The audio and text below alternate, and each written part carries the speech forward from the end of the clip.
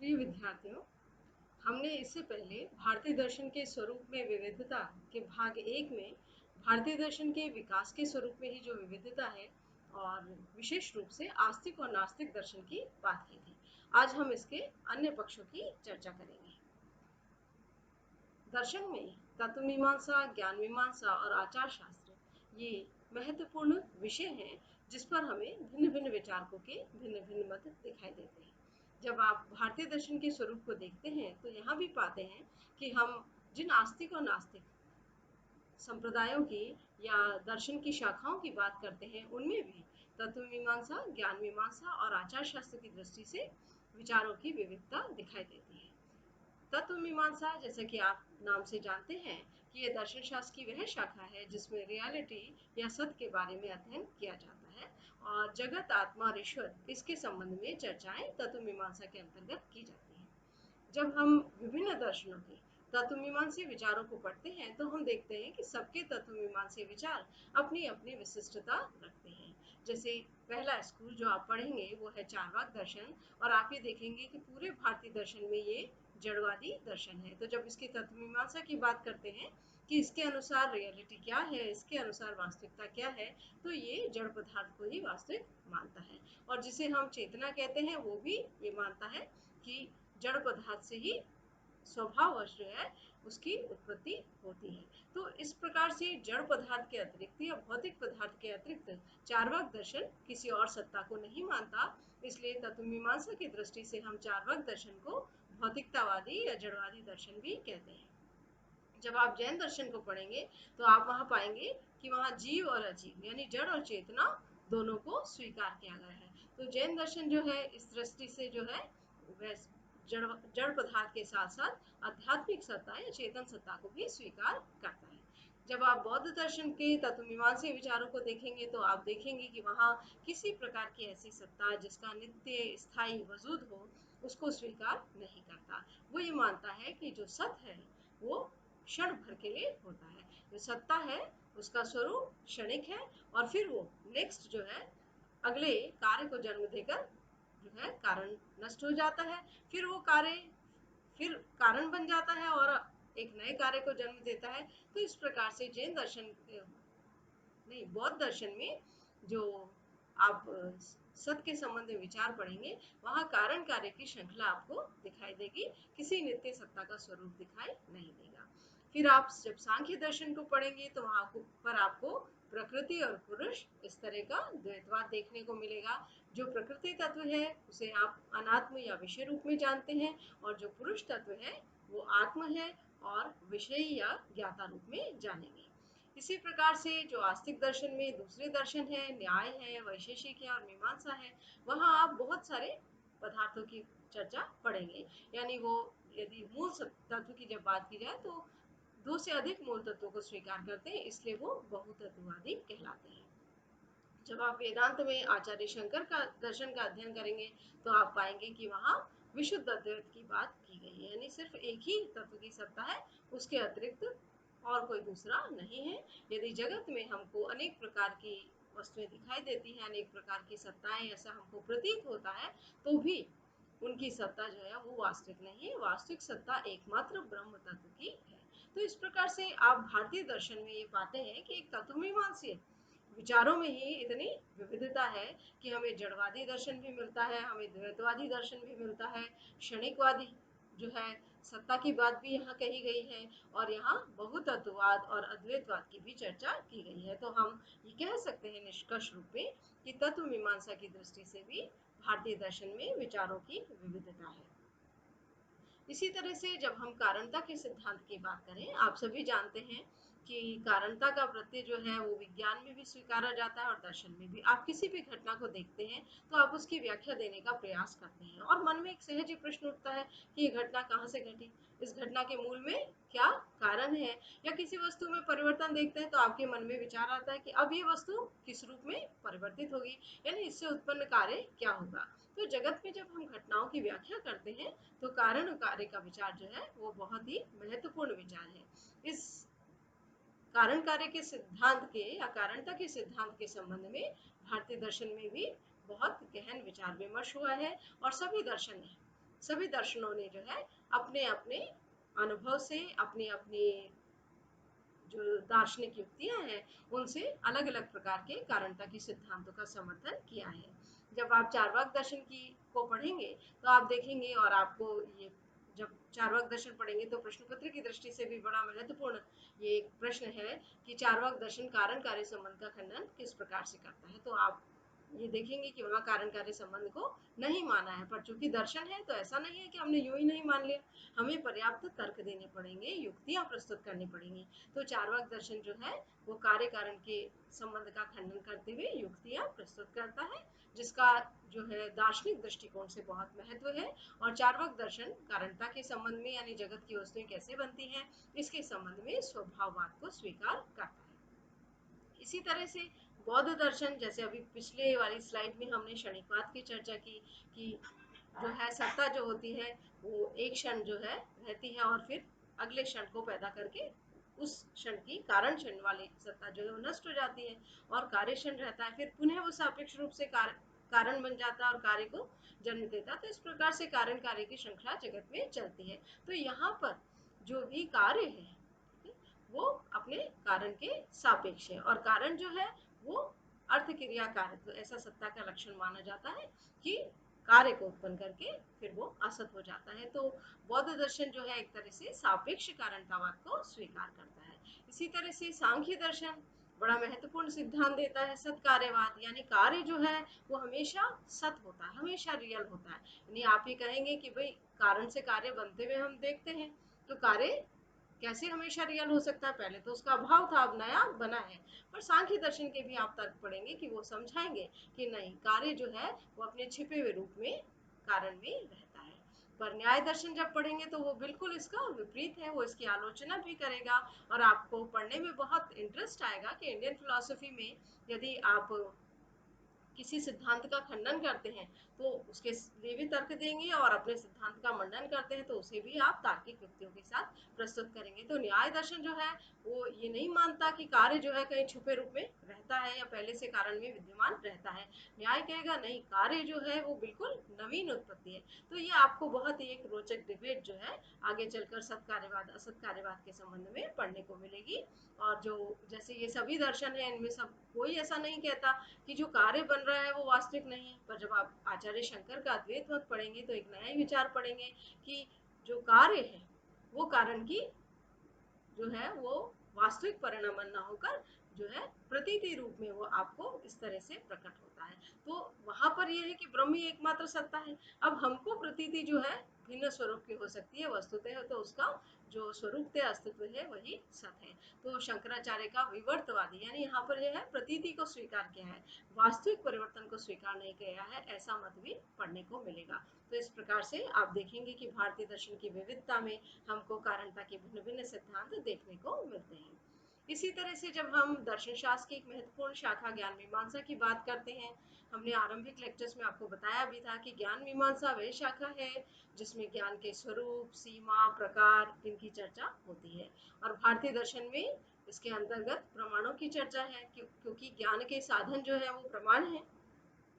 तो यहाँ पर यदि आप प्रमाणों के संबंध में बात देखें, ज्ञान के स्वरूप के संबंध में अध्ययन करें या प्रामाणिकता के संबंध में अध्ययन करें तो बहुत विस्तार से आप पाएंगे कि विचार प्राचुर्य जो है देखने को मिलता है। पर चूंकि ये प्रथम वर्ष है तो अभी आपको जो आरंभिक परिचय है वही पढ़ाया जाएगा। तो इस वर्ष भी आप जो आपके जानने के लिए आवश्यक है, आप प्रमाण के संबंध में कुछ महत्वपूर्ण चीजें जो है वो जानेंगे कि कौन सा दर्शन किस प्रमाण को मानता है और क्यों मानता है। तो यहाँ पर भी जब चार्वाक दर्शन देखेंगे तो आप देखेंगे वो सिर्फ प्रत्यक्ष को मानता है, यानी हम जो इंद्रियों से अनुभव करते हैं इसी को मानता है। जैन, बौद्ध और सांख्य योग है वो तीन प्रमाण मानते हैं, यानी प्रत्यक्ष को भी मानते हैं, इंद्रियों के आधारित अनुभव पर आधारित ज्ञान को, अनुमान को भी मानते हैं यानी तर्क या बुद्धि से जो ज्ञान होता है, और शब्द प्रमाण को भी मानते हैं, यानी विश्वसनीय पुरुषों ने जो वचन कहे हैं उसमें भी अपनी आस्था रखते हैं। इसी तरह से जब हम न्याय दर्शन की बात करेंगे तो ये जो तीन प्रमाण है प्रत्यक्ष, अनुमान और शब्द, इसके साथ वो एक चौथे प्रमाण की उपमान की भी बात करता है। वो ये मानता है कि नहीं, दो वस्तुओं का जब नाम के आधार पर ज्ञान होता है तो वो ज्ञान अनुमान से भिन्न होता है। तो उसने एक चौथे प्रमाण को भी स्वीकार किया है। वैशेषिक 2 ही प्रमाण को मानता है। मीमांसा का जो प्रभाकर मत है वो 5 को, कुमारेल मत और आचार्य शंकर 6 प्रमाणों को मानता है। तो ये सब प्रमाण का स्वरूप क्या है इन प्रमाणों का, इन प्रमाणों को प्रत्येक दर्शन ने ऐसा क्यों है, दो माना है, एक माना है, अनेक माना है, और इन प्रमाणों को के संबंध में जो आगे के सिद्धांत हैं और इन प्रमाणों से जो ज्ञान प्राप्त होता है, इस सब की चर्चा जब अपन भारतीय दर्शन को विस्तार से पढ़ते हैं तो देखने को मिलती है। तो ज्ञान मीमांसा की दृष्टि से भी आप अपने इस जो टॉपिक है उसके संबंध में इस महत्वपूर्ण बिंदु को याद रख सकते हैं कि भारतीय दर्शन में ज्ञान मीमांसा दृष्टि से भी विचारों की विविधता है। अब जब हम आचार शास्त्र की दृष्टि से बात करते हैं, देखिए आचार शास्त्र यानी आचरण से जुड़ा हुआ शास्त्र कि मनुष्य को क्या करना चाहिए, मनुष्य के जीवन का लक्ष्य क्या है। तो इस दृष्टि से भी आपको भारतीय दर्शन में विविधता दिखाई देगी। चार्वाक दर्शन है, भौतिकवादी दर्शन था, तो वो सुखवादी है, वो मानव जीवन का लक्ष्य जो है वो भौतिक सुखों को ही मानता है। तो ये आध्यात्मिक दर्शन नहीं है चार्वाक। ये भी एक मतलब अपन ये कहें कि भारतीय दर्शन की विविधता की जो एक गहराई है, समृद्धता है, उसको भी प्रकट करता है कि देखिए भारतीय दर्शन प्रमुख रूप से आध्यात्मिक दर्शन है, पर ऐसा नहीं है कि भारतीय दर्शन में इस तरह का विचार जो है वो अनुपस्थित ही हो। तो भारतीय परंपरा में जो है चार्वाक दर्शन भौतिकतावादी सुखवादी दर्शन के रूप में है। फिर जैन दर्शन है, परंतु जैन दर्शन में जब जीवन के लक्ष्य की या आत्मसिद्धि की जो है जीव के अपने मूल स्वरूप की प्राप्ति की बात आती है, तो जैन दर्शन का जो मोक्ष का मार्ग है वो बहुत कठिन तपस्या का मार्ग है।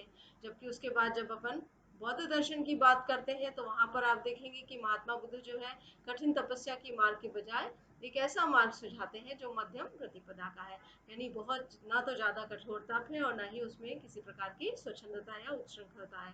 तो आप एक संतुलित मार्ग के रूप में जो है महात्मा बुद्ध के अष्टांगिक मार्ग की चर्चा पढ़ेंगे। इसी तरह से जब आप सांख्य दर्शन को पढ़ेंगे, आचार्य शंकर के दर्शन को पढ़ेंगे, तो वो कहेंगे कि ज्ञान से मुक्ति होती है। परंतु आप जब बहुत अन्य दर्शन को जैसे योग और न्याय वैशेषिक इन दर्शनों को देखेंगे तो वहाँ कर्म की साधना भी स्वीकार की गई है। तो इस प्रकार से आचार शास्त्र का मार्ग क्या हो, इसमें भी भारतीय दर्शनों में पर्याप्त जो है विविधता पाई जाती है। इसी तरह से जब आचरण आचरण की हम बात करते हैं तो हमारी दृष्टि इसी संसार जीवन पर रहनी चाहिए या इससे परे परलोक पर भी रहनी चाहिए। तो इस संबंध में भी आपको विविधता दिखाई देती है। चार्वाक दर्शन तो इसी लोक की बात करता है, तो वो जो है परलोकवादी नहीं है। तो हम कहते हैं चार्वाक के अतिरिक्त सभी भारतीय दर्शन परलोकवादी हैं। पर ऐसा नहीं है सभी परलोकवादी हैं तो वो एक जैसा ही सोचते हैं। अब परलोक गमन का भी जो मार्ग है या जिस प्रकार से मनुष्य का जीवन का लक्ष्य है, तो वहाँ बंधन और मोक्ष के संबंध में भी भेद है। और बंधन मोक्ष के संबंध में आप ये पाएंगे कि जब बंधन जो है सभी मानते हैं कि दुख के कारण होता है, पर उस दुख के स्वरूप की चर्चा सबने अलग अलग प्रकार से अपने तत्वमीमांसी दृष्टिकोण से की है। और जब आप मोक्ष की बात करते हैं तो आप 3 तरह के मार्ग पाते हैं, यानी ज्ञान मार्ग भी मिलता है आपको, कर्म मार्ग भी मिलता है और भक्ति मार्ग भी मिलता है। तो इन सब की विस्तार से चर्चा बहुत ही रोचक है और आगे जब अलग अलग दर्शन पढ़ेंगे तो आप जो है इसको जो है जान पाएंगे और आपको बहुत अपनी जो परंपरा है उसकी दार्शनिक गहराइयों का भी पता चलेगा। अब जब आप मोक्ष की बात करते हैं तो ऐसा नहीं है कि मोक्ष सिर्फ जो है एक ही तरह से सबने सोच लिया, परंपराओं में वहां भी भेद है। वहां पर भी जीवन मुक्ति और विधि मुक्ति का भेद है, यानी इस जीवन में जब हमको तत्व ज्ञान या वास्तविक तत्व का साक्षात्कार हो गया तो भी मुक्त दशा में हम रह सकते हैं और संसार में अपने कर्तव्य कर्म को कर सकते हैं। और जो विधेय मुक्ति का जो कंसेप्ट है या अवधारणा है उसमें ये माना जाता है कि जब ये शरीर भी छूट जाता है तो हम जो अंतिम रूप से प्रयाण कर जाते हैं और मुक्ति हो जाती है वो विधि मुक्ति होती है। तो मोक्ष के स्वरूप में जब चर्चा की जाती है तो आप ये देखेंगे और आपको याद भी रखना होगा और बहुत इंटरेस्टिंग लगता है याद करना कि प्रत्येक दर्शन ने जो है मोक्ष का के संबंध में अलग अलग शब्द या नाम की चर्चा की है। जैसे आप जब न्याय वैशेषिक पढ़ेंगे तो वहाँ अपवर्ग है। इसी तरह से जो है निर्वाण जो है बौद्ध दर्शन में ये बात आई है। केवल्य इस शब्द का प्रयोग आप सांख्य दर्शन में देखेंगे और ब्रह्म साक्षात्कार इस शब्द का प्रयोग आप अद्वैत वेदांत में देखेंगे। तो आप जब भारतीय दर्शन पढ़ेंगे तो आपको बहुत से ऐसे नए नाम भी मिलेंगे, पर यदि आपने इनके संबंध में जो है अभी जान लिया या जानकारी प्राप्त कर ली, तो भारतीय इतिहास, संस्कृति या हम पश्चिम का भी इतिहास और संस्कृति पढ़ते हैं, तो उसके साथ अपने दर्शन की तुलना, तो इस तरह का बहुत ही जो है आप अपने अध्ययन का क्षेत्र जो है वो विस्तृत कर सकते हैं। पर उसके लिए आवश्यक है कि आपको इस पदावली का ज्ञान हो। तो इतिहास को पढ़ते हुए, संस्कृति परंपरा को पढ़ते हुए आपको इन सब शब्दों से परिचित होना आवश्यक है। और जब आप भारतीय दर्शन के इस प्रश्न पत्र को पढ़ेंगे तो ये नए नए शब्द आपको देखने को भी मिलेंगे और साथ ही आप इनको अर्थ सहित इस पेपर में जान पाएंगे। अब जब ये बड़ा एक लोकप्रिय विचार है और ये रहता भी है कि भाई भारतीय दर्शन में आत्मा की चर्चा है, परंतु आपको बहुत रोचक अध्ययन लगेगा कि ऐसा नहीं है कि हर दर्शन के आत्म तत्व की चर्चा एक जैसी है। आप देखेंगे प्रत्येक दर्शन में इस आत्म तत्व की चर्चा और इसके स्वरूप की, इसके बंधन के स्वरूप की, इसकी मुक्ति के स्वरूप की भिन्न भिन्न चर्चा देखने को मिलेगी। और चारवाक में आप देखेंगे कि उसको देहात्मवाद बोलते हैं, कि देह से अलग किसी आत्म तत्व का वजूद ही नहीं है। इसी तरह से बौद्ध दर्शन है, वहां पे नित्य स्थायी आत्म तत्व नहीं है, परंतु कर्म की धारणा है, पुनर्जन्म की धारणा है। तो ये एक बड़ा मतलब आपको जानने में रोचक लगेगा। बाकी शेष दर्शन में आप देखेंगे तो वहां पर आपको नित्य स्थायी आत्म तत्व की बात मिलेगी। तो आत्मा की दृष्टि से भी हम ये कह सकते हैं कि भारतीय दर्शन के विचारों में विविधता है। अब भारतीय दर्शन के विचारों में विविधता, ये दो पद आपको दिखाई दे रहे हैं, वास्तववादी और प्रत्ययवादी। कई बार आपसे पूछा भी जा सकता है, क्योंकि ये दर्शन की बड़ी आधारभूत पदावली है या टर्मिनोलॉजी है। वास्तववादी जिसको इंग्लिश में रियलिज्म कहते हैं, और प्रत्ययवादी जिसको आइडियलिज्म कहते हैं। तो जो लोग रियलिस्टिक होते हैं उनकी सोच अलग है, जो आइडियलिस्टिक है उनकी सोच अलग है। अब आपके मन में प्रश्न आ रहा होगा कि सोच अलग क्या है। जो रियलिस्टिक है या जो वास्तववादी है, वो ऐसा मानते हैं कि जिस विषय को या जिस ज्ञान के विषय को हम जान रहे हैं, उसका अपना हमारे से स्वतंत्र अस्तित्व है, यानी उसका स्वरूप हमारे मानसिक दशा पर निर्भर नहीं करता। तो हम इसे कहते हैं दर्शन की भाषा में ज्ञेय की सत्ता ज्ञाता से स्वतंत्र होती है। जो इस मत को मानता है वो वास्तववादी दर्शन होता है। और दूसरा है प्रत्ययवादी, वहां पे ये क्या कहा जाता है या माना जाता है कि जिस विषय को हम जान रहे हैं वो हमारे जानने वाले की मानसिक दशा पर निर्भर करता है। तो मेरी मानसिक अवस्था के सापेक्ष मेरा ज्ञान का विषय है, या ज्ञेय की सत्ता ज्ञाता पर निर्भर है, ऐसा मत प्रत्ययवादी मत कहलाता है। तो आप जब भारतीय दर्शन के अलग अलग स्कूल पढ़ेंगे तो आप ये देखेंगे कोई प्रत्ययवादी होगा, कोई वास्तववादी होगा।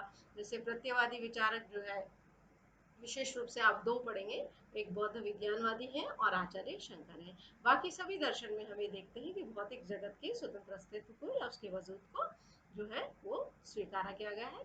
तो बाकी दर्शन जो है वास्तववादी दर्शन है। तो आज के इस लेक्चर में हम निष्कर्ष रूप से कह सकते हैं कि भारतीय दर्शन में विचारों की स्वतंत्रता है, और इस दृष्टि से, दार्शनिक दृष्टि से ये एक समृद्ध चिंतन परंपरा है, जिसमें भिन्न भिन्न प्रकार के तत्व मीमांसे, ज्ञान मीमांसे और बंधन और मोक्ष के सिद्धांत हमें प्राप्त होते हैं। तो आज के ये लेक्चर और इससे पुराना जो आपका लेक्चर था, उसमें आप शब्दों को जानने की कोशिश कीजिएगा। तो जैसे तत्व मीमांसा, प्रमाण मीमांसा, बंधन, मोक्ष, क्षणिकवाद, सत्कार्यवाद, असत्कार्यवाद, जीवन मुक्ति, विधि मुक्ति, ये कुछ मैंने उदाहरण स्वरूप लिखे हैं। पर अभी तक हमने जो भारतीय दर्शन के स्वरूप की चर्चा की, उसकी विविधता की चर्चा की, या आरंभिक जो परिचयात्मक लेक्चर था, आप सभी बच्चे जो है प्रयास कीजिएगा कि इसमें जो भी नया शब्द आपने पहली बार जाना है, उसके संबंध में यदि आप स्वयं जानकारी जुटाएं या इस लेक्चर से भी समझने की कोशिश करें, तो आगे आपके लिए भारतीय दर्शन का अध्ययन करना बहुत ही सुगम हो जाएगा। धन्यवाद।